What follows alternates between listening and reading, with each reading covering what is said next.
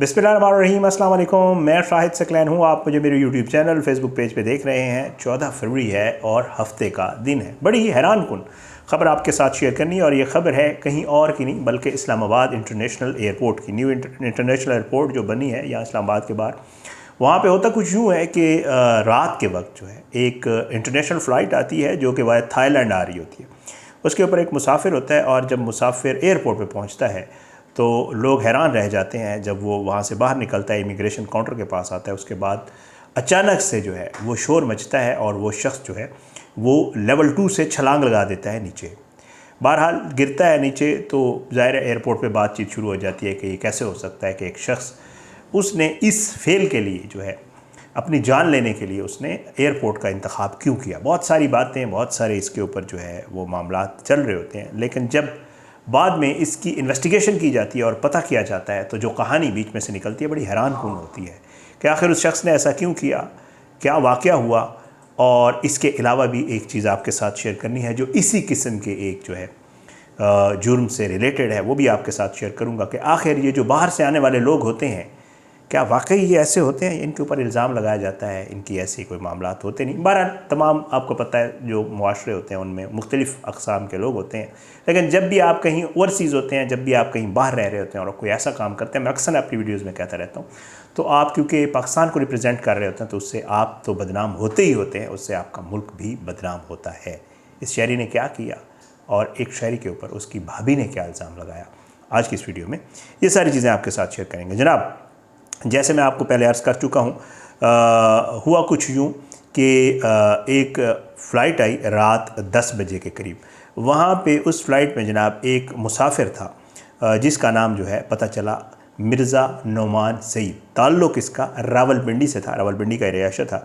और ये जब वहाँ से क्लियरेंस पे आया और जब इसने अपना इमिग्रेशन काउंटर को अपना पासपोर्ट दिया तो और FIA वालों ने जब ये पासपोर्ट खोला तो उसके ऊपर लिखा हुआ ये था कि इस शख्स को ऑस्ट्रेलिया से डिपोर्ट किया गया है और ये ऑस्ट्रेलिया काफ़ी अरसे से मुकीम था और ये डिपोर्ट होकर यहाँ पहुँचा। आपको पता है कि जब डिपोर्ट होकर कोई भी मुसाफिर आता है तो जो हमारे इदारे हैं वो उसकी एक कानूनी कार्रवाई करते हैं और डिपोर्ट होने की वजूहात को देखते हुए उसके मुताबिक FIR दर्ज होती है, उस शख्स को अंदर रखना है जेल में, उसको कैद करना है, क्या करना है, वो सारी चीज़ें फिर FIA वहाँ पे डिसाइड करता है। FIA ने जब इसकी इन्वेस्टिगेशन की तो पता ये चला कि साहब को जो डिपोर्ट किया गया है ऑस्ट्रेलिया में वो बहुत ही एक खौफनाक अमल पे डिपोर्ट किया गया और वो अमल ये है कि इसने वहाँ पे जो है किसी खातून के साथ जो है वो रेप किया था, जिसके इल्ज़ाम में इसको वहाँ से डिपोर्ट किया गया है।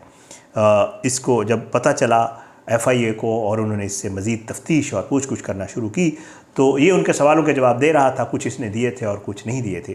तो इसने कहा कि क्यों ना यहाँ से फ़रार अख्तियार किया जाए। इसने FIA वालों को कहा कि जी मैं हूँ तो आपकी कस्टडी में, ज़ाहिर है वहाँ एयरपोर्ट से तो वैसे बंदा बाहर नहीं निकल सकता जब तक आपको अलाउ ना किया जाए। तो उन्होंने कहा कि जी होल्डिंग में मैं वाशरूम जाना चाहता हूँ। तो उन्होंने कहा ठीक है आप वाशरूम जाएँ। महाराज जी वाशरूम गया और वाशरूम जब गया तो ये लेवल 2 पे था, 2nd फ्लोर समझ लें उसको। वहाँ से इसने सोचा कि वाशरूम के बहाने से ये यहाँ से भाग जाए। भागने का इसको और तो कोई रास्ता नहीं मिला, शायद आगे खड़े होंगे FIA वाले या जो भी मामला था।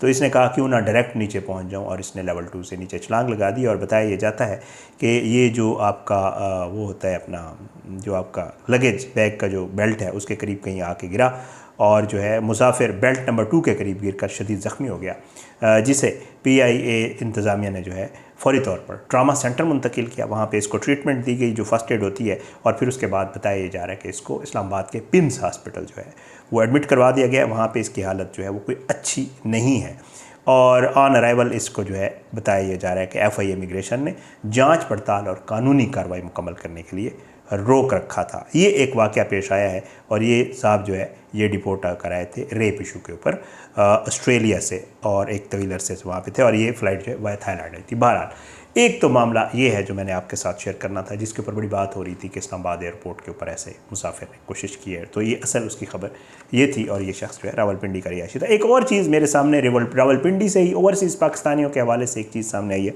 मैंने वो आपके साथ शेयर करनी है। इसी किस्म का एक और वाक़या और वो ये है कि जी ये रावलपिंडी है, थाना गुजर खान, और इसमें एक खातून है जिसने ये इल्ज़ाम लगाया है कि उसका वो देवर जो बरतानिया से जो है एक रेप केस में वहाँ से डिपोर्ट होके आया अब इस खातून ने थाने में क्या बताया, आप खुद जो FIR हुई है मैं वही आपको पढ़ के सुना देता हूँ। अब इसमें कितनी हकीकत है, पुलिस इसको इन्वेस्टिगेट कर रही है, आप खुद सोचें कि जी मुद्दईया जो है वो ये बताती है FIR में कि जी मेरा जो शोहर है वो मज़दूरी के सिलसिले में, जैसे मेहनत मज़दूरी के सिलसिले में बाहर रहता है, जबकि मैं अपने कमसीन बेटे के साथ घर में अकेली होती हूँ। खातून ने इल्ज़ाम आयद किया कि इसका देवर नैयर ताज़ीम जो बरतानिया से एक रेप केस में डिपोर्ट होकर आया है। मैं आपको कह रहा था ना कि ये कहानियाँ एक जैसी हैं दोनों। आए दिन उसे हिरासा करता रहता है। मुद्दईया का कहना है कि 2 रोज़ कबल नैयर ताज़ीम ने अपने दोस्तों को घर की बैठक में बिठाकर चर्स और शराब नोशी की, जिस पर उसने अपनी फूफी को बुलाया, जिन्होंने दोस्तों को वहाँ से जाने का कहा। इस पर मुलज़िम तैश में आ गया और गोलियाँ मारने की धमकी देने लगा। खातून के मुताबिक अगली सुबह जब मैं वाशरूम गई तो नैयर ताज़ीम बाहर खड़ा हो गया। जैसे ही उसने दरवाज़ा खोला, मुलज़िम ने धक्का दिया, कपड़े फाड़ दिए और मुबैना तौर पर ज़बरदस्ती करने की कोशिश की।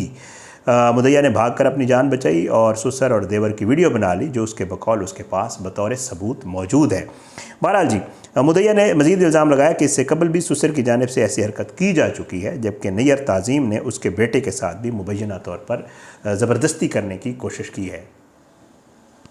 उसने ये बताया कि मेरे बेटे के साथ भी जी इस तरह की कोशिश की गई, ताहम चंद बाअसर अफराद की मुदाखलत से उस वक्त राज़ीनामा हो गया था। बड़ी अजीब व गरीब कहानी है। खातून का कहना है कि मुलज़िम दोबारा जिनसी दरिंदा बन चुका है और आए दिन ऐसी हरकत करता रहता है। और वाक़े के बाद मुद्दईया ने 15 पर कॉल की। पुलिस मौका पर पहुंची और दरख्वास्त देने की हिदायत की। बाद अज़ा थाना गुजर खान में जो है इसका मुकदमा दर्ज किया गया।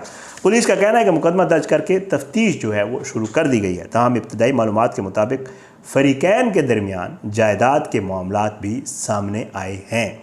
असल सूरत हाल जो है वो तफ्तीश के बाद ही वाज़े होगी। अब ये भी कहानी जो है अल्लाह रहम करे है तो महज़ एक इल्ज़ाम, जैसे मैं आपको पहले कह चुका हूँ। और जिस तरह का ये इल्ज़ाम लगाया गया है या जिस तरह की FIR है, क्योंकि हम FIRs पढ़ रहे होते हैं, अक्सर मैं ऐसी स्टोरीज़ कवर भी कर रहा होता हूँ, तो मैंने इस FIR को भी जब पहले देखा तो मुझे आइडिया हो गया था कि ये मामला शायद इस तरह नहीं है, क्योंकि खातून ने इल्ज़ाम लगाया, उसकी इन्वेस्टिगेशन तो होनी होगी और ज़रूर होगी। और वो कहती है कि मेरे पास वीडियो सबूत भी, और अगर उम्मीद है उसके पास वीडियो सबूत हुआ और वो एक्चुअल हुआ, जेन्युइन हुआ, तो पुलिस वो लेगी और उसके खिलाफ मुलज़मान के खिलाफ कार्रवाई करेगी। लेकिन जिस तरह की इसने FIR लिखवाई है वो ख़ुद भी एक सवालिया निशान है कि जी इस तरह, और पहले मेरे भी हुआ था और फिर बीच में लोग पड़े थे और राज़ीनामा हो गया था और फिर दोबारा ट्राई हुई है। तो ये इस तरह की चीज़ें जो है सामने आ रही हैं। बहरहाल बड़े अफसोसनाक वाक़ये दोनों रिलेटेड थे बाहर से आए हुए लोगों के साथ। एक हमारा ओवरसीज़ पाकिस्तानी जो ऑस्ट्रेलिया से आ रहा था, और एक ऐसा पाकिस्तानी जो बरतानिया से वापस आकर, और उसकी भाभी इल्ज़ाम लगा रही है कि उसने जो है वहाँ जो डिपोर्ट होने की उसकी बड़ी वजह बनी थी वो उसका यही वाला फेल था जिसके हवाले से उसने जिक्र किया है। बहरहाल वो भी पता नहीं आप उसमें कितनी हकीकत है जो उसने इल्ज़ाम लगाया कि आया वाकई वो बरतानिया से इस मामले पर डिपोर्ट हुआ था या कोई और चक्कर था। ये 2 अफसोसनाक वाक़यात थे, क्योंकि एयरपोर्ट वाले वाक़े पे बड़ी बात हो रही थी। मैंने उसकी इन्वेस्टिगेशन की, चेक किया क्या मामला है, और मेरे तक जो तफसील पहुँची वो मैंने आपके साथ शेयर की। इंशाअल्लाह अगली वीडियो में मुलाकात होगी। अपनी दुआओं में याद रखिएगा। अल्लाह हम सबको अपने ज़ुबान में रखे, अल्लाह हम सब पे अपना रहम करम करे, अल्लाह हमारे मुल्क का हामी नासिर हो। इजाज़त दें, अगली वीडियो में मुलाकात ज़रूर होगी, लेकिन बशर्ते ज़िंदगी। पाकिस्तान ज़िंदाबाद। अल्लाह हाफ़िज़।